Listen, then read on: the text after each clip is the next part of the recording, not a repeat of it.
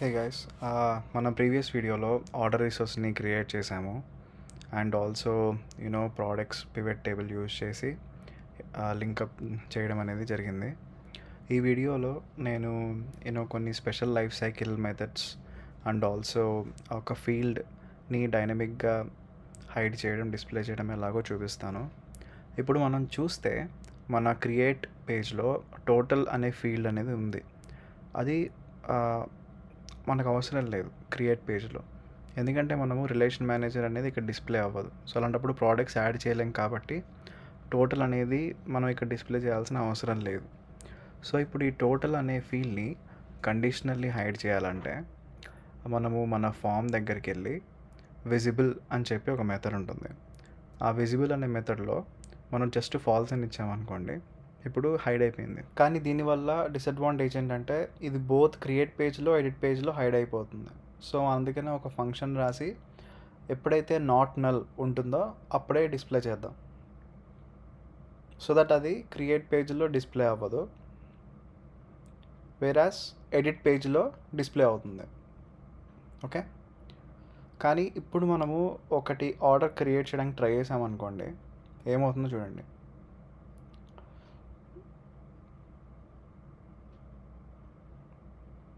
So create కొడుతున్నాను, field total doesn't have a default value అంటుంది. ఎందుకంటే మన టేబుల్లో మనము ఈ ఫీల్డ్కి నలబుల్ అనేది లేదు అండ్ ఆల్సో ఆ డిఫాల్ట్ వాల్యూ అనేది ప్రొవైడ్ చేయలేదు. సో మనం దీన్ని సాల్వ్ చేయడానికి మనం ఒక స్పెషల్ మెథడ్ని వాడాలి.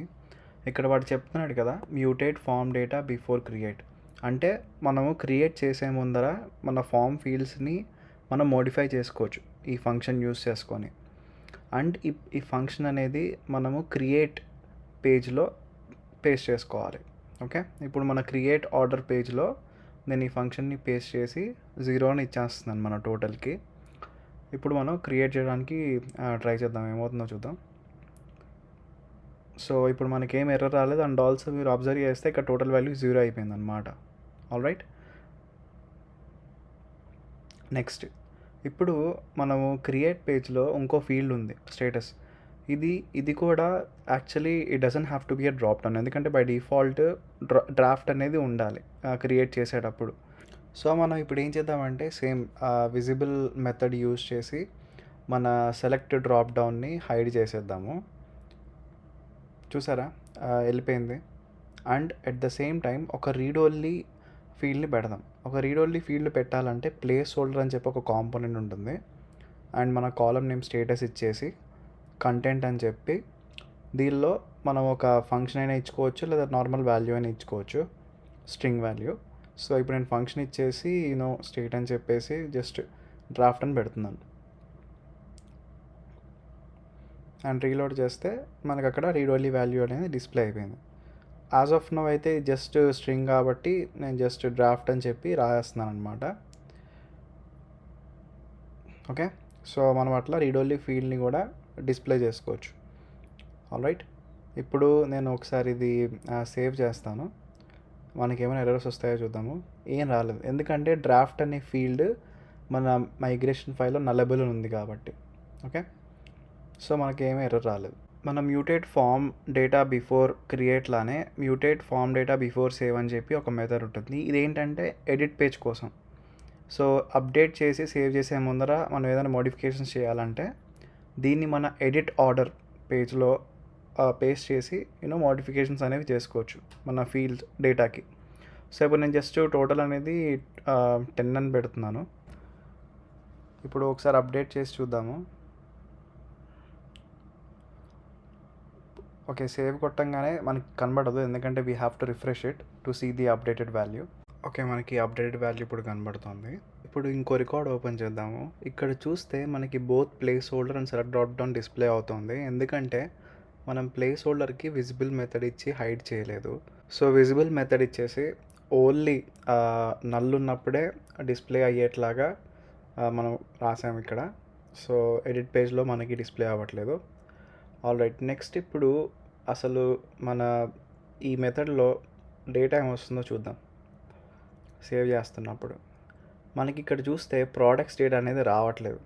అంటే మనము టోటల్ని డైనమికల్లీ క్యాలిక్యులేట్ చేసి సేవ్ చేయడానికి మనకి పాసిబిలిటీ లేదు ఇక్కడ.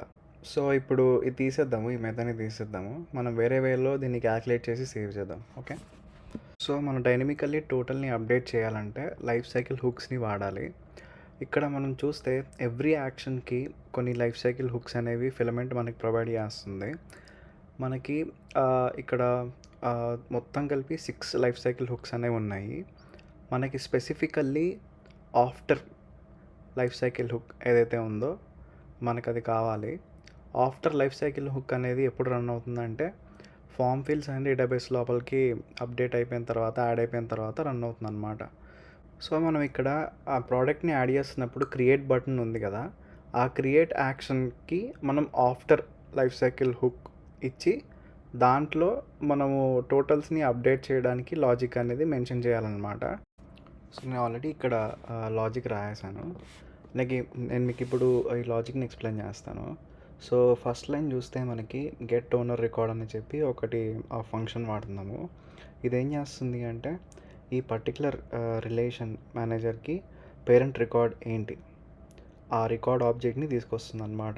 ఓకే, సపోజ్ మనం ఇప్పుడు ఆర్డర్ ఐడి 1 ది రికార్డ్ ఏదైతే ఉందో ఆ రికార్డ్లో మనం ప్రోడక్ట్స్ని యాడ్ చేస్తున్నాం అనుకోండి, మనకి ఆ ఆర్డర్ రికార్డ్ని తీసుకొచ్చి ఈ ఆర్డర్ వేరియబుల్ ఆబ్జెక్ట్లో పెడుతుంది అనమాట.